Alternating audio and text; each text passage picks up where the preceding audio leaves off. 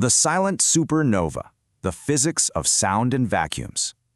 Okay, I want you to imagine, just for a second, an event of absolutely unimaginable cosmic violence. A massive star reaches the very end of its life and just detonates. It explodes outward, releasing more energy in a matter of seconds than our own sun will produce across its entire 10 billion-year lifespan. It's literally the ultimate display of destructive force. But here is the mind-bending contradiction we're going to explore in this explainer. If you were floating nearby, witnessing this absolute pinnacle of visual violence, you'd experience it in complete and total acoustic silence. No way, right? Let's get into it. Seriously, even if you were close enough to see the blinding light of this explosion in vivid, staggering detail, even if you were right there, physically feeling its devastating radiation wash over you, you wouldn't hear a single thing. Not a deafening rumble, not even a tiny distant boom. And you know, that's not just a matter of the sound being muffled by the vast distance. The reality of physics dictates that sound in space doesn't just travel poorly, it simply doesn't travel at all. Section 1. What is sound, really? Visualizing the invisible. Okay, let's dive into this and look at the actual physics. To really solve the mystery of the silent supernova, we first have to unlearn a pretty common misconception. See, sound isn't a form of light. It's not an electromagnetic wave that just freely glides through empty space the way a radio signal or a microwave does. Actually, sound is strictly a mechanical vibration. It absolutely requires physical matter to exist. It's quite literally a chain reaction of molecules bumping into each other, one after another, physically carrying energy forward. Think of it exactly like a massive crowd doing the wave at a sports stadium. A molecule gets pushed by an initial force, like, say, clapping your hands or, a giant explosion. It slams into its neighbor, which then slams into its neighbor, creating this glowing chain reaction of collisions. The energy moves all the way across the arena, even though the individual people basically stay right in their seats. Finally, that specific chain reaction of bumping molecules crashes into your eardrum, which your brain neatly interprets as a sound. Down here on Earth, this happens through the air, with oxygen and nitrogen molecules playing the role of the people in our stadium wave. And this brilliantly illustrates the exact problem with space. Here on Earth, we're surrounded by this wonderfully dense atmosphere packed tightly with oxygen and nitrogen molecules just waiting to collide and carry that energy. But space?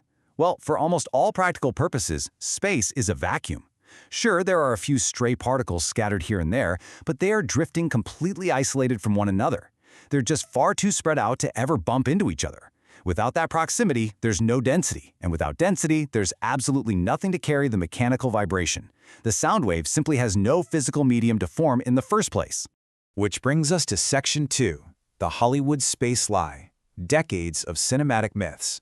Because, let's be honest, this fundamental reality of physics basically ruins almost every sci-fi movie you've ever seen.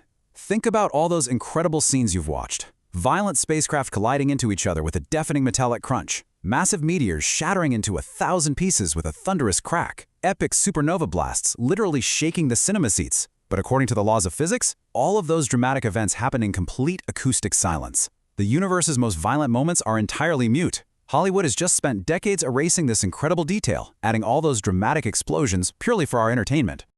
Section 3. Space's hidden sound waves. The galaxy cluster twist. Because, the universe is rarely that simple. I'm going to drop a slight caveat on you here.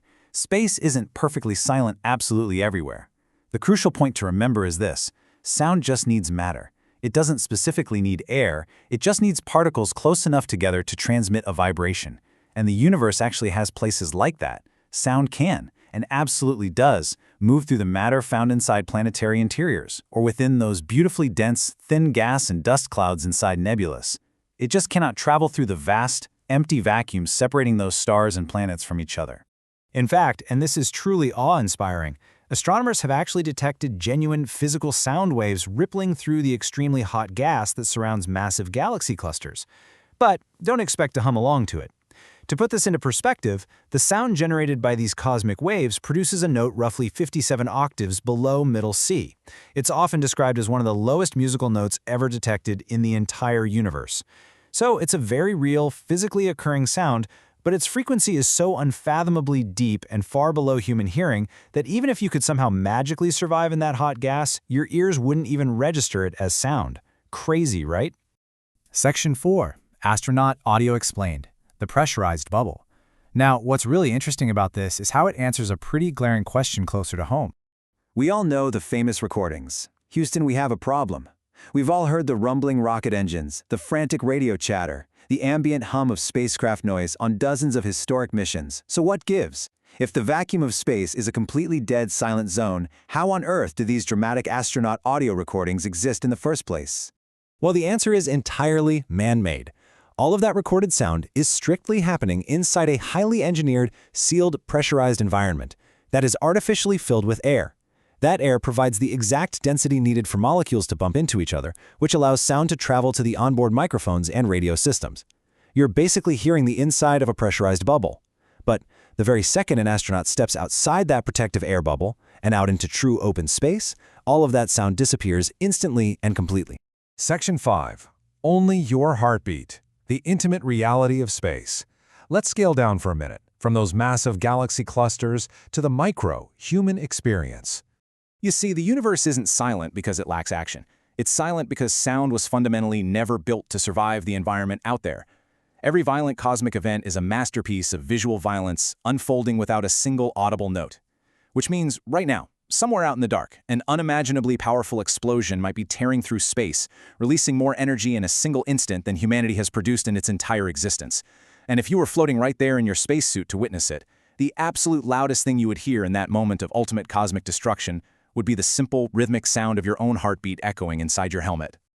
It leaves you with this lingering sense of cosmic wonder, doesn't it? A universe screaming in blinding light, yet completely mute to our ears. So, I want to leave you with this final, provocative thought to wrap up our explainer today. Knowing what you know now about the physics of a vacuum, does the complete and utter silence of space make it more terrifying or less?